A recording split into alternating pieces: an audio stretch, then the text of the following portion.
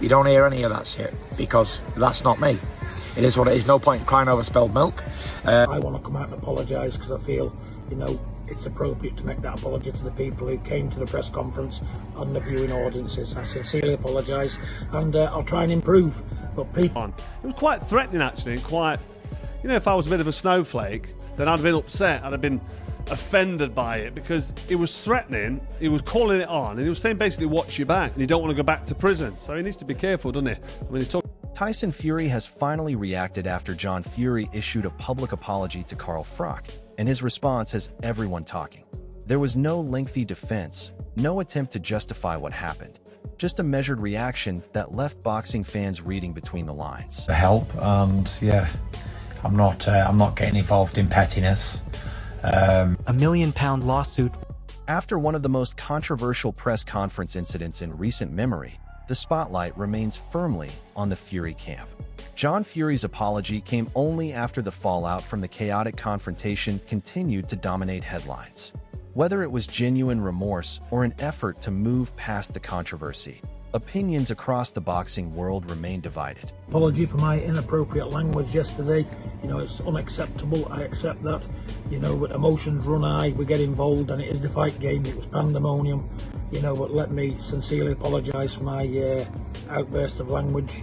I wasn't alone doing it, but I want to come out and apologise because I feel, it's appropriate to make that apology to the people who came to the... What is certain is that the incident sparked intense debate and put enormous pressure on everyone involved. Apology for my inappropriate language yesterday. It's unacceptable. I accept that. But emotions run high, we get involved, and it is the fight game. It was pandemonium. But let me sincerely apologise for my outburst of language. I wasn't alone doing it, but I want to come out and apologise because I feel, it's appropriate to make that apology to the people who came to the... Froch has made it clear he refuses to be intimidated. Throughout his career, he built a reputation on discipline, toughness, and standing his ground against elite opposition, rather than escalating the situation with emotional outbursts. And if he does it again and he's over, he's going to get fined again. And I don't know if it's by the pound, by the ounce, what he's getting fined for, but it's an expensive... Froch remained composed and allowed his response to speak for itself. The incident at the press conference quickly became one of the biggest talking points in British boxing.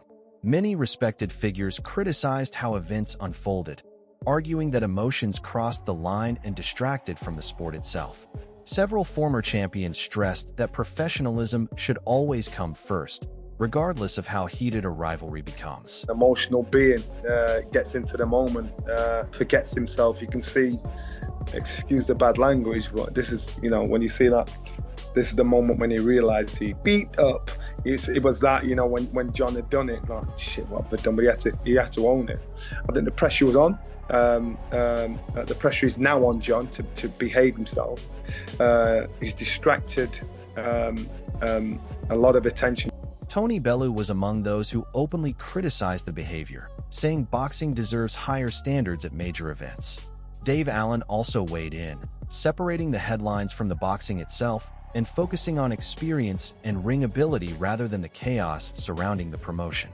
If my father behaved like that at a press conference, I would put him straight and tell him it's embarrassing and it can't be happening, mate. It's a really bad look for boxing. I'm actually surprised it's been allowed to go on and happen in a place where they're at, to be honest. Promoter Frank Warren acknowledged that the footage created unwanted attention, while also admitting that moments like these can dominate the conversation before a fight. Once those images spread across social media, there was no taking them back, and the story instantly became bigger than anyone expected. I'm fine, because I'm quite sure Carl's going to rip the life out of John after today. I think John did the job. John did the job and got the excitement going, got people talking. That's exactly what he did. John, I know you... Duke McKenzie pointed out that controversy often brings massive attention to a fight, whether people like it or not.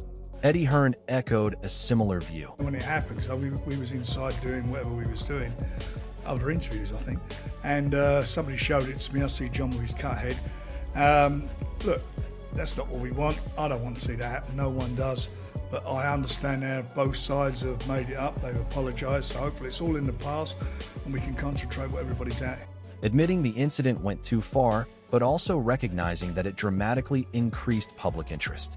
Within hours, the event had become one of the biggest talking points in British boxing. Now the focus shifts back to the fighters and the future. You know, they're great at self-promoting, aren't they? And, you know, listen, you've heard it all before. You've seen it all before. When Tyson Fury fights, the whole circus comes to town and everybody just jumps on board and says the first thing that comes into their head. So it is what it is. Like I said, I don't think Froch should be disappointed with that one bit. You're not, certainly. You know, so is it good for the sport? They're promoting the fight. Simple as that. They're just promoting. Has this controversy finally been put to rest? Or is it only the beginning of an even bigger rivalry? I mean, listen, it's boxing, it's family. John's John. Both goading each other. Both very personal.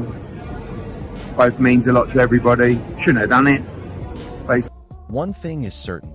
The entire boxing world will be watching what happens next. John is just so confident in himself. He would gas inside of 2 rounds. 2 rounds, but if he even made it 2 rounds with Carl Froch, he would gas probably in the first round. He's 60 years old. I'm not saying he couldn't hobble about for 4 rounds or something, but he would be gassed inside of 2. As debate around this potential showdown continues, analysts have shifted the focus from the headlines to what could actually happen inside the ring. One breakdown argued that confidence alone cannot replace conditioning, suggesting John Fury's age could become a major factor if the contest ever became reality. Froch is a tough guy. And if Froch turns up, even though he's an old man now, he's nearly as old as me. No, he's not. He's quite younger than me, actually, Carl Froch. I'm 63. Anyway, but, you know, listen, even Carl Froch, at the age that he is at, would still be enough for John. According to that view, stamina, not emotion, would likely decide the outcome once the opening rounds are over. Former trainer Dominic Ingle also shared his opinion, backing Carl Froch if the fight were ever to happen.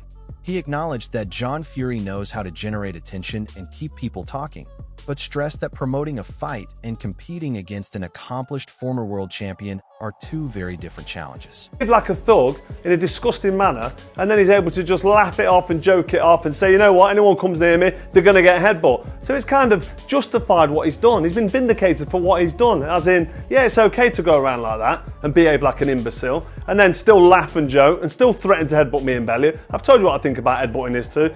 You know that's... Carl Froch has remained equally direct in his response. Without raising his voice, he dismissed the threats and insisted that words alone would not change anything.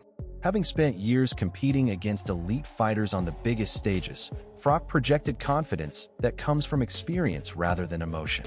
Veteran broadcaster Adam Smith echoed a similar view, describing Froch as someone who still carries the mindset of a fighter despite retirement.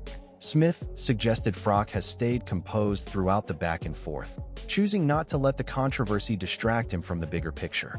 At the same time, John Fury has shown no sign of backing down.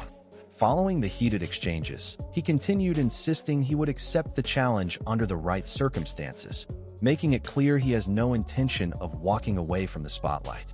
That leaves one question dominating the conversation across British boxing: if this rivalry ever moves beyond interviews and headlines. Or, so is John Fury. Listen, it's fun, it's banter, it's entertainment.